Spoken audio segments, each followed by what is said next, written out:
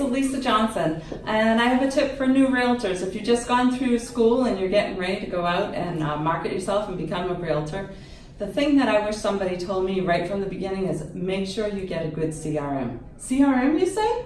Well, that's for your contacts, relationship management. You want to make sure that you have their records. The first person you meet, write their name down, see if you can get their birthdays, their kids, whatever information you gather from them, put it into your contact management. Then you can stay in touch with them and all the important dates, send them market updates.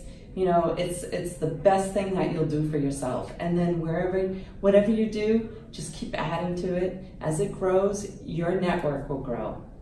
So keep that in mind. Go out and find yourself a really good contact management tool.